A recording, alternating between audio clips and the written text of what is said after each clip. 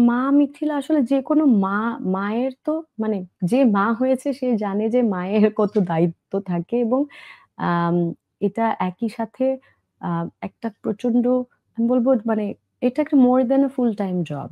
মানে হুম। Full time জবের থেকেও বেশি।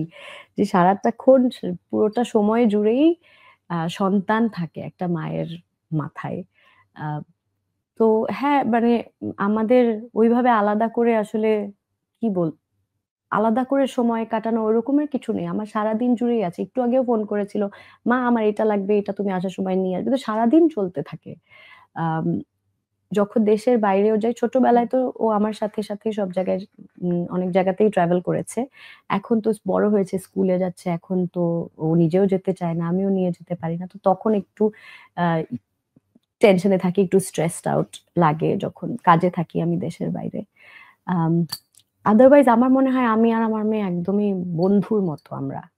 আমাদের ওইভাবে একটা শাসনের জায়গাও আছে যেটা দুজনকেই করি। আমার পিএইচডি নিয়ে যেমন সে সেই কবে থেকে বলেই যাচ্ছে। কারণ আমি তো ৫ বছর হয়ে গেছে এই বছর হুম। হোপফুলি যদি শেষ হয়। ৫ বছর হয়ে গেছে আমার।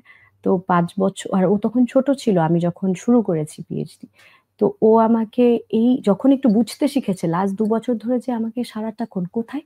তোমার পিএইচডি প্রগ্রেস হচ্ছে কিছু? তুমি তো পড়াশোনাই করো না।" আমার আব্বুকে গিয়ে বলে যে, "না, না মা তো কোনো পড়াশোনা করে না। কিভাবে পিএইচডি শেষ করব?" হ্যাঁ, আবার আমাকে যখন ওই ল্যাপটপ হাতে দেখে, "কি করছো? পিএইচডি করো?" আমি বললাম, "না, অফিসের কাজ করি।" "হ্যাঁ, সারাদিন ব্র্যাগ করো। তোমার পিএইচডি করতে হবে।"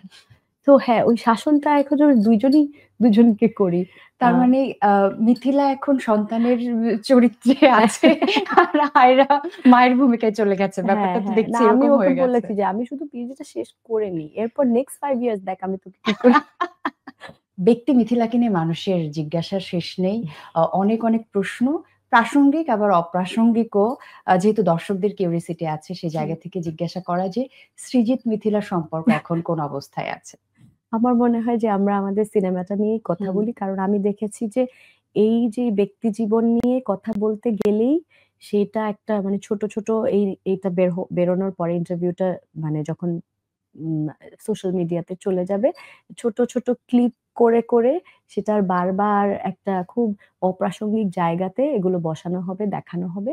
সেজন্য আমি ডিসাইড করেছি যে আমি এই বিষয় নিয়ে কোন কথা বলব না।